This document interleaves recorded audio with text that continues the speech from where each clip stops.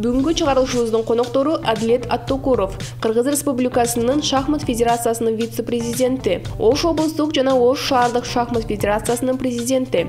Ошондой эле Даниял Абдивалиев, Ош шаарындагы шахмат академиясынын негиздөөчүсү, шахмат боюнча дүйнөнүн коло медалынын жеңүүчүсү, шахмат боюнча эл аралык деңгээлдеги калыс. Саламатсыздарбы? Кош келипсиздер. Ассаламу алейкум. Урматтуу элчилер, телеканалдын көрүүчүлөрү. Кутмандуу кечиңиздер менен. Саламатсыздарбы? Дагы бир жолу ассаламу алейкум. Бүгүн коноктобуз, буюрса аябай кызыктуу, шаңдуу бир эфир болот деп ойлойм. Кош келипсиз.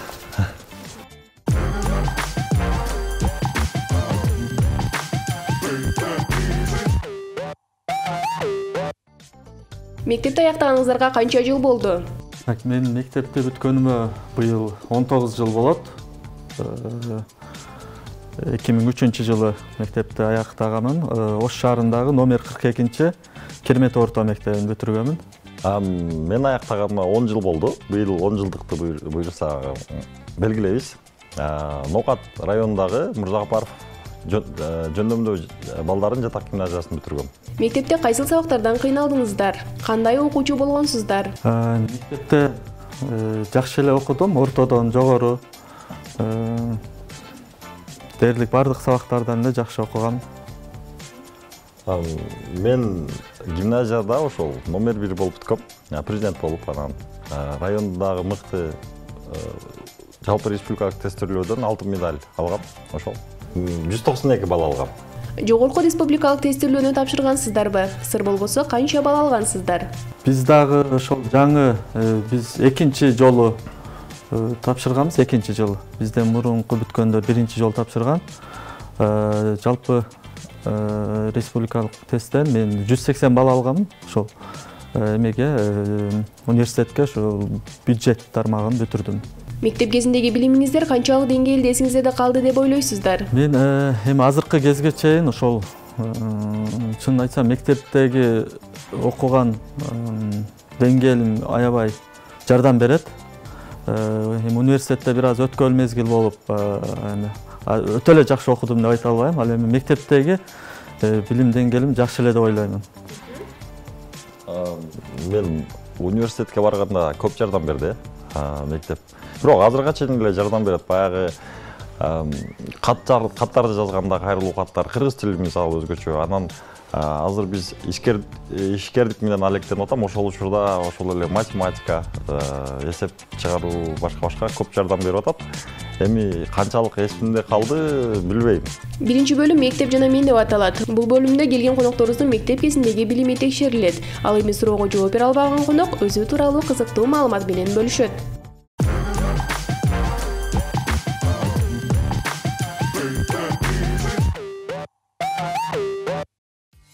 ДНКнын молекуласы кандай аталат?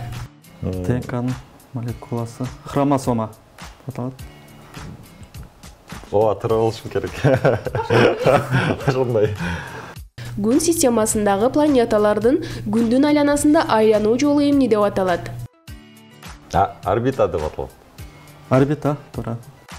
Мёртвые души чыгармасынын автору? Гоголь. Мен билбейт экенмин. Ошону. Эсимде жок. Мен акыркы жолу ошол жанагы Анна Онегиндер бар го, Пушкиндин жазуу, ошону эсимде калган.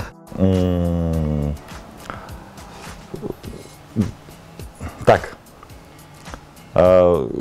Олимпиада учурунда, гимназияда окуганда, олимпиадада жалаң гана кыздар келет эле, жалгыз эле районго улдардан өзүм келет элем да. 3 жыл, 4 жыл бою ошондой болду.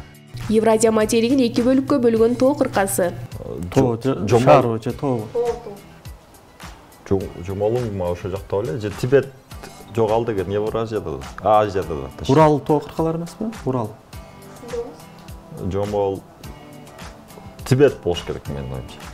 Университетте топ десяткага кирдим, эң мыкты студенттерге ошондой. Эл аралык Ала Тоо университетинде, Бишкекте окугам, Бишкек шаарындагы. Физика боюнча биринчи Нобель сыйлыгын ким алган? Так. Рентген. Рентген, ооба. Футбол оюнунда кийилүүчү атайын бут кийим? Бутсы. Ооба. Олимпиаданын ураны кайсы 3 сөздөн турат? Так. Те баягы. Быстрее, сильнее, выше, да? Да. Кандуу жылдар романы кимдин калемине таандык?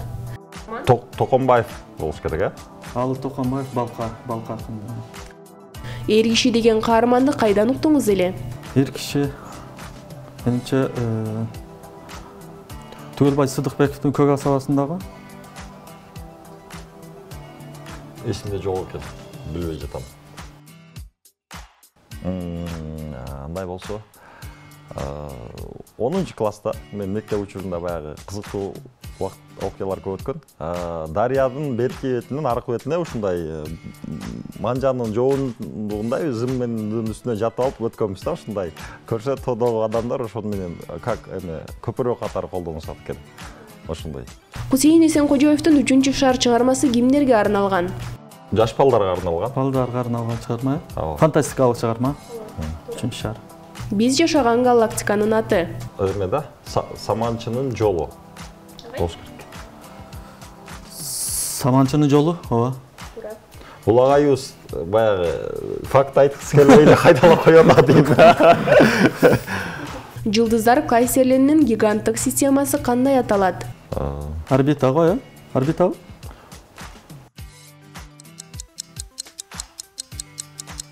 Галактика. Жылдыздар. Галактика болуш керек. Жок, эсиме келбей атат, чындап. Бизде мен өзү 3 мектепте окудум. 1 класстан 5 класска чейин Каракылжа районундагы Сарыбай айылында Кызылбайра орто мектебинде, азыр Абдырахман Бегитаев атындагы мектеп болуп калды. Андан кийин 6 класстан 9 класска чейин Каракылжа районунун Борборундагы Шарип Жээнбеков атындагы интернат лицейинде окудум. 10-11 класста Ош шаарында окуп бүтүрдүм, номер 42 Кермет орто мектебинде. Анан эң эле кызыктуу ушу окуучулук кезимде бул ошол Каракылжа районунун Борборунда өткөн күндөрүмдө, анткени ошол жерде биз жатаканада жашап балдар менен ошо окуучулук күндөрүнүн эң эле кызык күндөрү ошол жерде болгон. Эми айта берсе аябагандай көп кызыктуу окуялар да.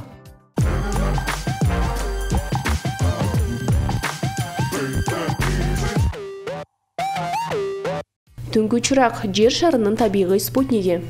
Бул айда. Ай. Кайсы куш боорукердиктин жана үй-бүлөлүк бакыттын символу? Кайсы куш?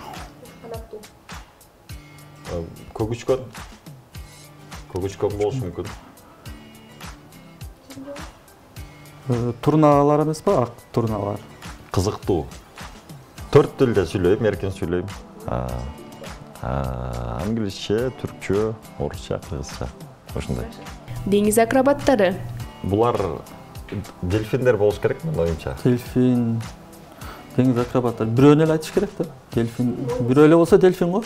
Экинчи бөлүм логикалык суроолор. Мында келген конокторубуз командада иштеп, суроого бирдиктүү жоопту беришет.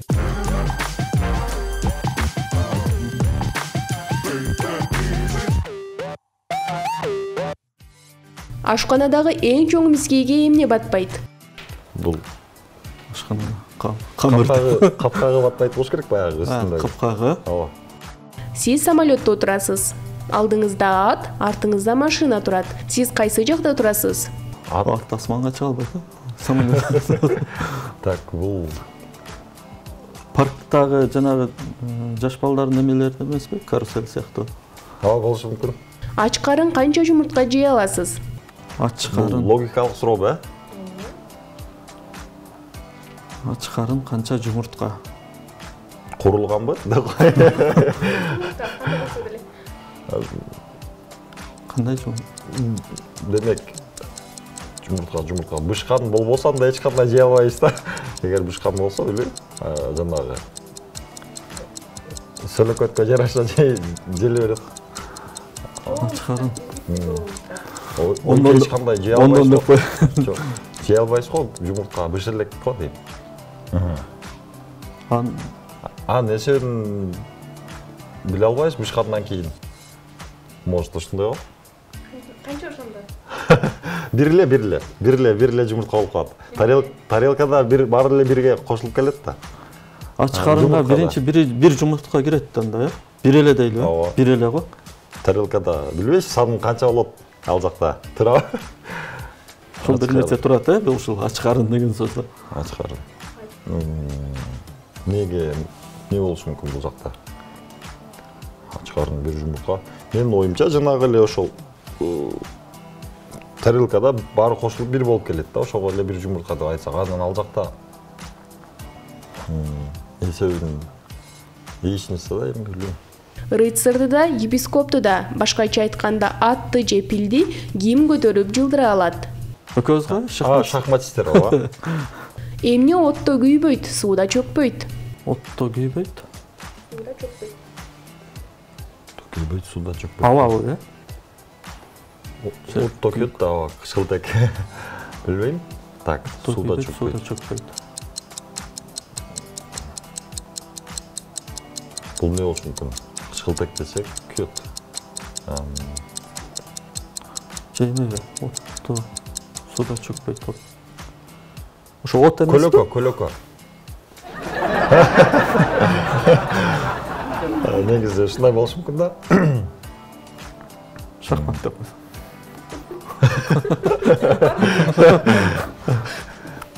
Отто күйбөйт, сууда чөкпөйт. Отто күйбөйт. Эмне отто күйбөш мүмкүн? Кыялдарыбыз деле ошондой. Фантазия деп коебуз. Бир суроого токтолойлу, э? Кайсыга токтолобуз? Зат, э? Зат нерсе. Таба албадым мен. Менде деле вариант жок чынагы. Даниал мырза баягы деген жерлерин коштоп турат. Болду. Кирип барсак класска сен олтурган, ай сен олтурган. Наркыл бурчта менин ордум боло турган, эй боло турган. Окшоп кетет ошол күн сенсиз мага, эй, сенсиз мага. Өткөн өмүр бекерге коротулган, өткөн өмүр бекерге коротулган.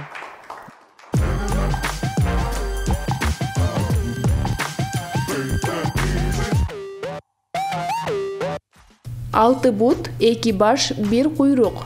Бул ким же эмне? Бул баягы стрелец беле? Жачы деп коебуз. Ошол болуш керек, ооба. Алты бут.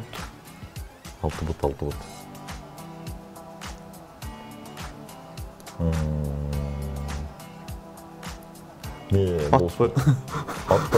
4 бут эле. Арабасы менен 6 бут деп коебуз.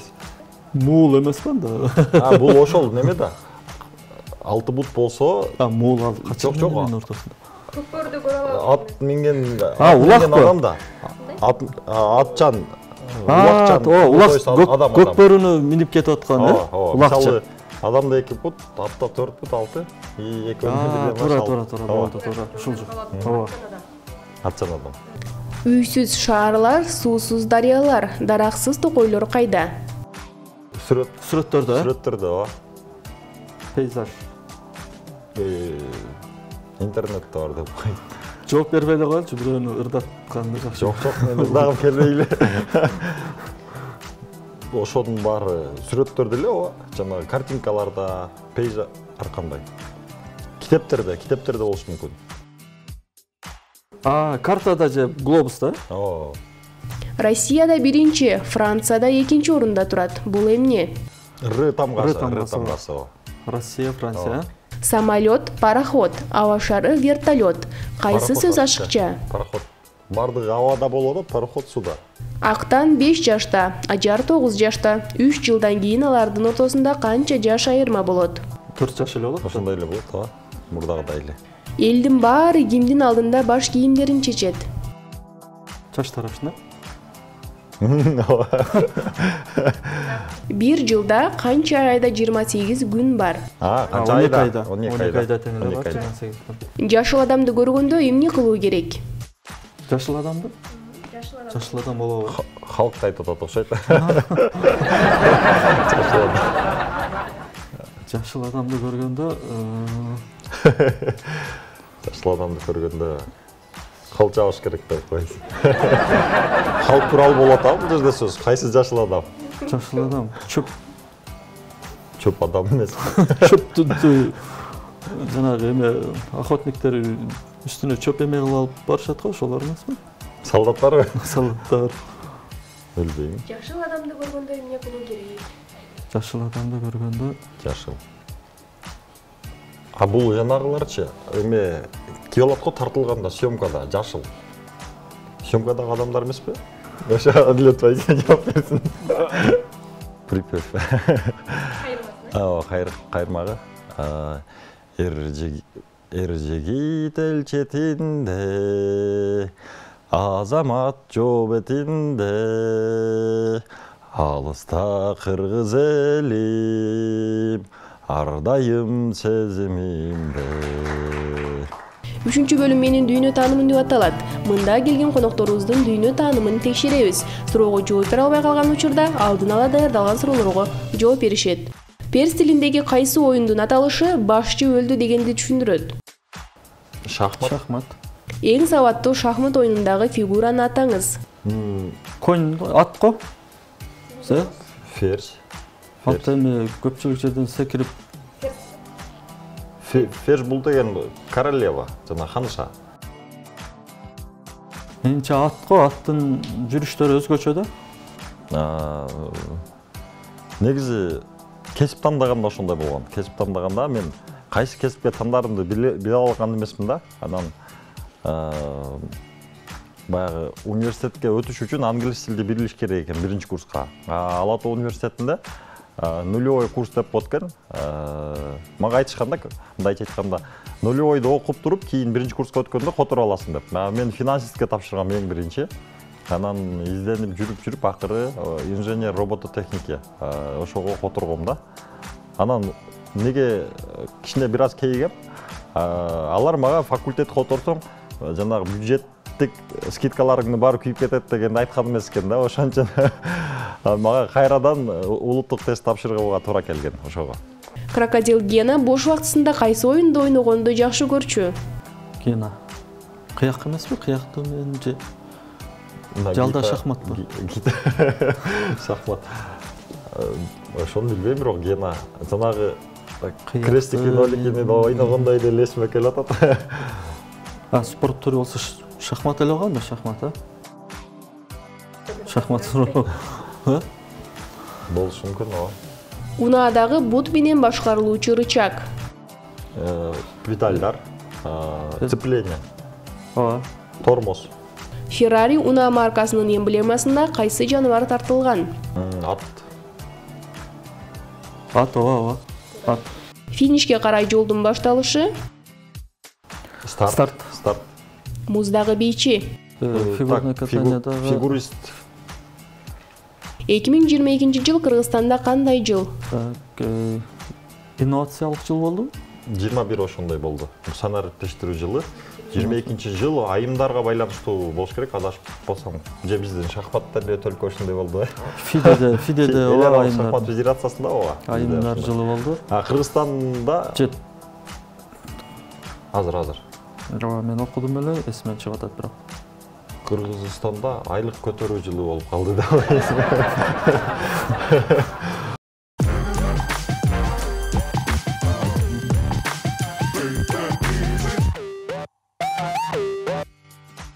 Келип катышып бергениңиздер үчүн чоң ыраазычылык билдиребиз. Жаш келечек муунга жакшы калуу тилектериңиздерди билдирип өтсөңүздөр. Эң негизги эле келечек муунга жаштарга билим алгыла демекчибиз. Билим алгыла. Жанагы Даниал мырзага жооп бербедиңизби, кандай эмнеге өкүнөбүз деген сыяктуу. Мен дагы ошол бош өткөргөн убактыларым аябай өкүнөм да. Ошондон көрө бир жакшы билим алып калсам, жакшы нерсеге жумшасам деп Ошон үчүн жаштарга айтат элем, ата-энелерге айтат элем, азыр эми курстардын түрү көп, ар кандай секциялар бар, ошолорго берсеңиздер балдарды, убактысын бош койбосоңуздар, жөнөкөйлөп бир интернет же телевизор көрсөтпөстөн ошо кичинекей 5-6 жаштан баштап эле ушул курстарга алып барып, убактысын бош койбосоңуздар демекчимин.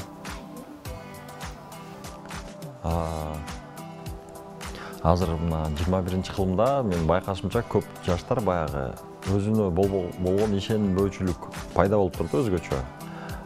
Мен жалпы эле ошол инилерге, карындаштарга айтат элем. Мисалы бир адам жасай алган нерсени башка адам сөзсүз жасай алат да. Болгону буга мээнет керек, көбүрөөк усилия дейбизби, ошондой усилия жумшаш керек. Анан ошол неге муну айтып атам? Себеби мен досторумдан же ийгиликтүү адамдардан кимден гана ушундай жакшы жетишкендиктерди көрбөйүн, мен ошону кыла алам, жасаганга мүмкүнчүлүк бар деп отуруп, Кудайга шүгүр бир топ жакшы жетишкендиктер болду. Анан дагы сөзсүз түрдө баягы бир эле интеллектуалдык жактан өсө бербей, же болбосо бир эле физикалык жактан өсө бербей, эки тармакты бир алып кетсе, анан үчүнчүсү биздин зээнибиз, кабыл алуубуз бул баягы эме экен да, курчуп мокоп турат экен. Курчуп мокоп. Ошол зээнибиз дайыма курч болсун десек, анда өзүбүздү баягы илим тармагында дагы, мисалы, адеп ахлак тууралуу окуп, анан китепти окуп, негизи эле акыл эс тануубузду өстүрүп турушубуз керек. Дагы бир рет чоң рахмат, саламатта барыңыздар. Сиздерге да рахмат чоң.